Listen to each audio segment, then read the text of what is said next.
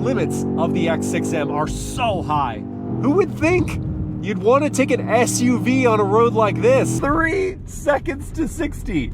That's quicker than Porsche's own estimate of 3.1 seconds. I'm awake now. Yes, it's very clear. Hey crew, I've got the key to this 25 BMW X6 M Competition. Checking out the spacing in my driveway, which is 16 feet wide by 19.5 feet long. I've got the X6 parked just a couple inches in from the edge. The nose of the X6 is hovering just before the gutter at the front of my driveway, and that does leave plenty of room at the back, enough to walk in front of the hedge to my front door. When first stopping in with the key fob on me, I can just approach the X6 and it'll unlock all doors. It'll also lock the doors if I move away from it, or I can configure it to require putting my hand on that door handle. I'll wait till I'm in a parking space to really show you the door opening space, but here I can just go 2 defined notches and slide on in. It is a perfect ride height for a horizontal movement into the cabin for me at 6 feet. I've got the key to that 24 Porsche Cayenne Turbo GT. 424, all Cayennes get a facelift, and as facelifts go, this one's pretty involved. For the range-topping Turbo GT, we spot some larger front intakes with these slender LED daytime running lights and turn signals. Above those are redesigned matrix headlights. There's a more prominent hood bulge, and this one is painted in Arctic gray. It's a flat gray color. It's a $3,100 upcharge for that. Does look great with these satin neodyne wheels. Got a bronze tinge to them, 22 inches. They're wrapped in Pirelli P0 Corsa tires, 285 section front and 315 at the rear. Within those wheels are truly titanic brakes. 10 piston front calipers, 17.3 inch front rotors, big stoppers. This is the AMG 63 S Coupe, and it should be a sizable upgrade compared to that plug-in hybrid GLE. So let me load up my luggage into the back, which has a little less space than the traditional SUV, but still plenty for me.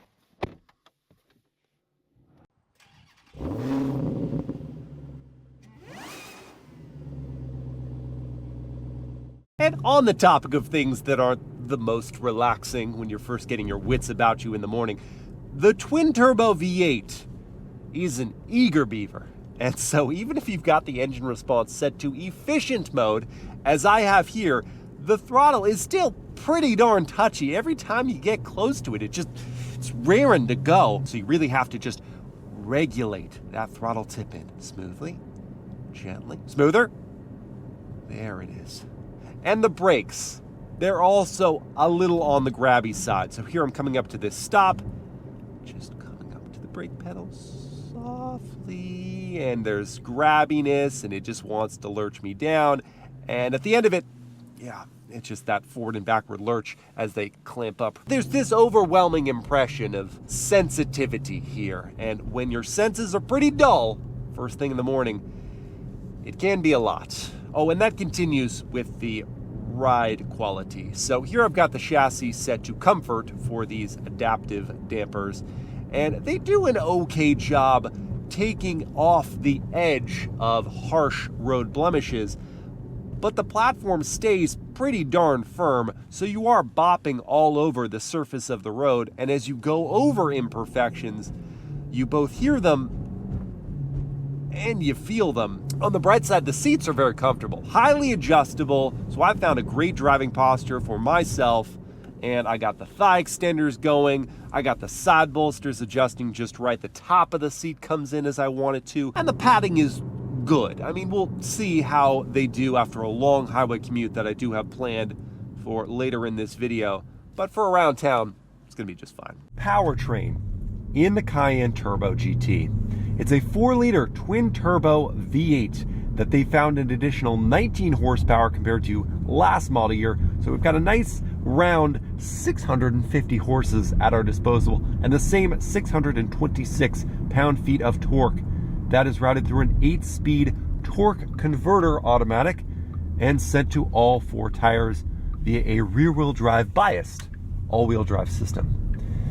So the 8-speed torque converter auto, we find it in every Cayenne, And Porsche says they use that and not the PDK dual clutch system because their customers tow in the Cayenne. And okay, I understand that as a reasoning, but why not on this moonshot Cayenne Turbo GT for almost $200,000? Why couldn't they configure the PDK system into this SUV to just sort of take it all the way to be the maximum driving product it could be? Because the dual clutch from Porsche is so good.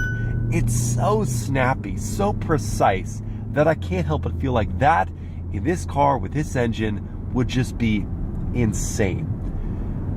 As a trade-off though, what you get with the torque converter auto is daily drivable smoothness. This is just a velvety transmission. You do not notice the gear changes, and if you did want to tow in your Cayenne Turbo GT, this would be a better gearbox for you.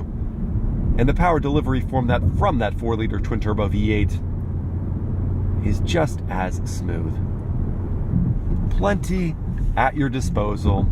No waiting for the boost to build up. The twin-turbo setup means that you're kind of always on boost. It's developing so early in the rev range. All right, my seat is massaging. I've got the wireless CarPlay going with directions. And look at this red leather interior. It's fantastic. And the leather feels almost as good as the passing power. Ooh, but the real hero of this drive might be the neck pillow. So good. Now, it could be that my right eardrum is still plugged, but I would think that the AMG model would be louder inside than the 450. But this is just as quiet. But being quiet can get boring, so I think I'll make some noise.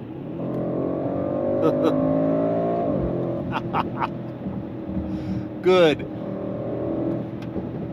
noises. Why not do a real-world 0 to 60 test? I've got my race box set up here to record, and to prep for launch control, I'm bringing up my M2 presets, then holding my foot on the brake, pin the throttle, build up the revs, launch control is active, let it go. Oh my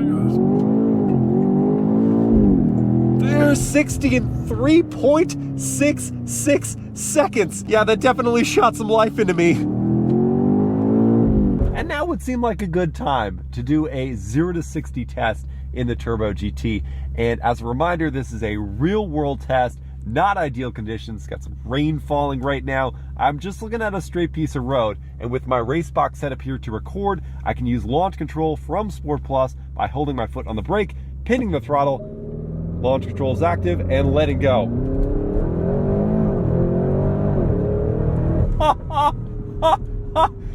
3 seconds to 60. 3 seconds to 60. That's quicker than Porsche's own estimate of 3.1 seconds.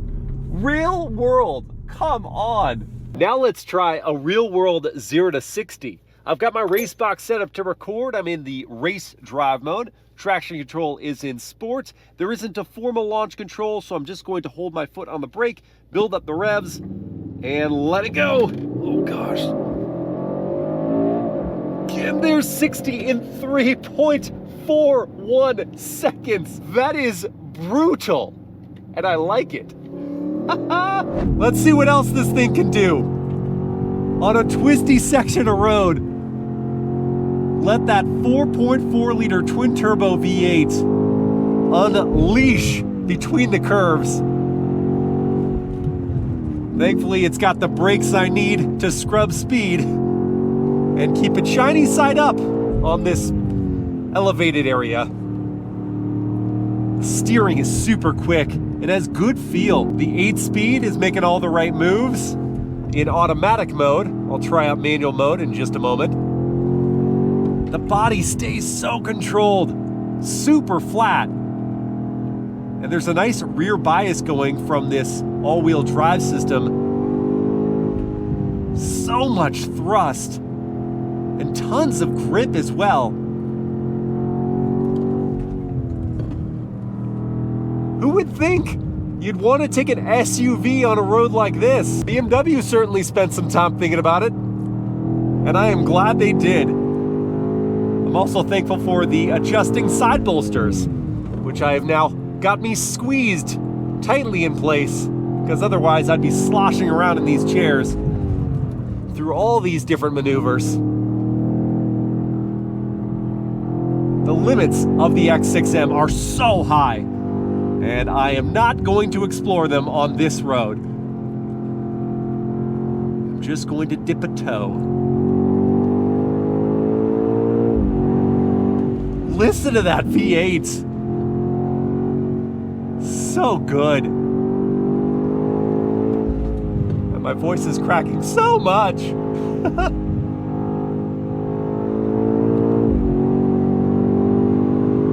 I am going to take over manual control now. Utilize these nice large paddles in the back, which have great action and prompt a quick response from the 8-speed auto.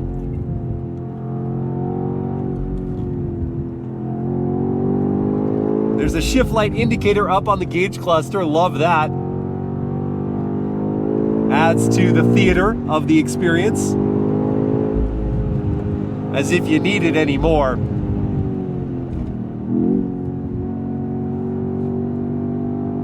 How good is this road? Not just with its sweeps, serpentine, but also with its scenery.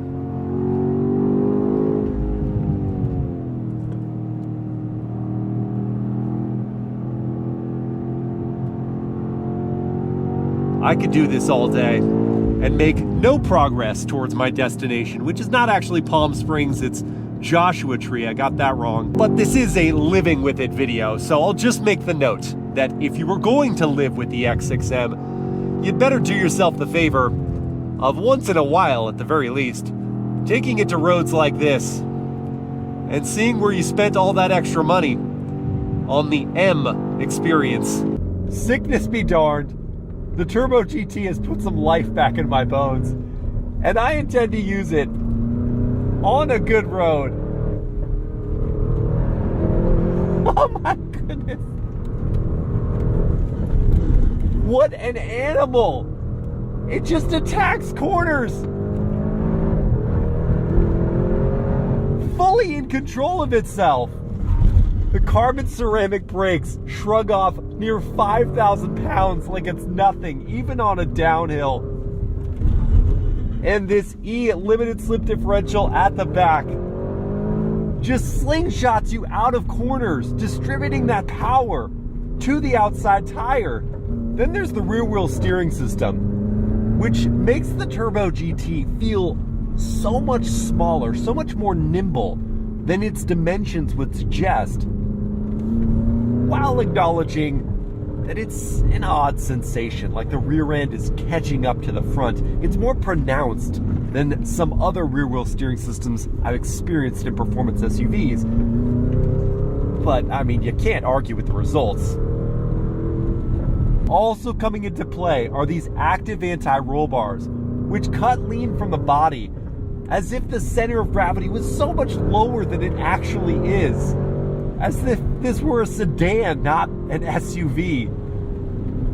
And all of these things would be like an all-star team without a coach, if not for the steering, to knit everything together, to shepherd everything in the way that it does.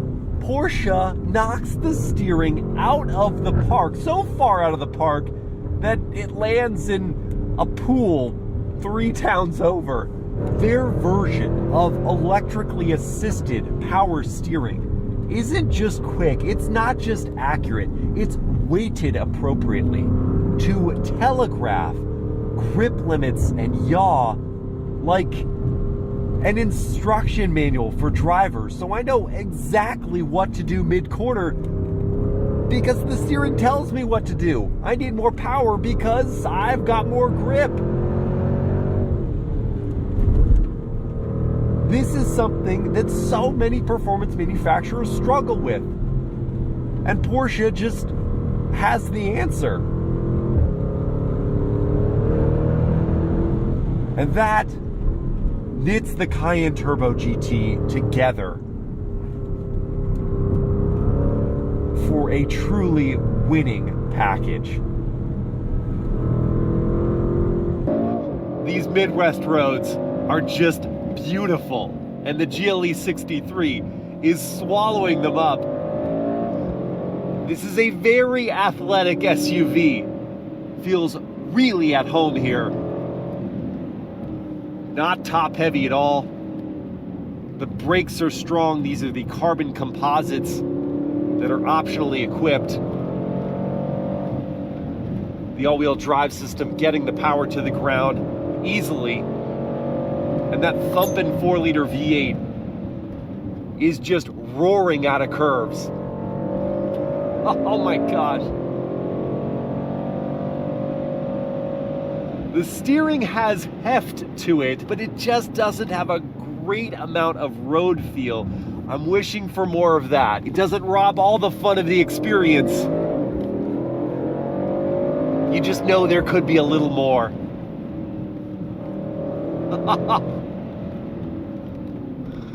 How is this an SUV? It's unreal.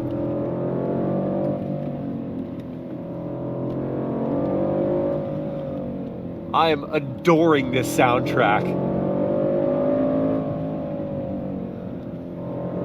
I'm awake now. Yes, it's very clear.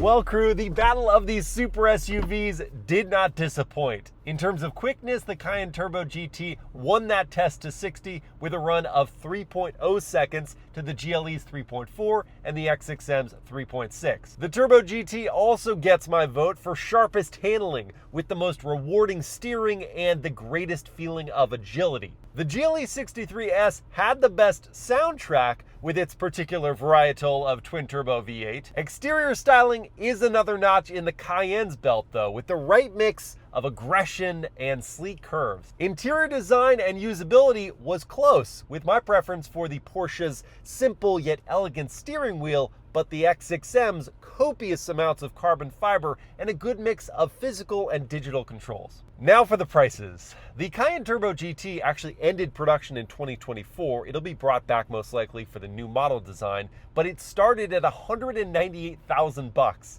The AMG GLE 63 S Coupe started at $133,000, and the X6 M Competition started at $128,000. That's obviously a big price gap between the Porsche and the other two, but I'll tell you what, if I had the resources, and if right now at least as we're approaching 26, I could find a lightly used 24 Cayenne Turbo GT, that would get my vote.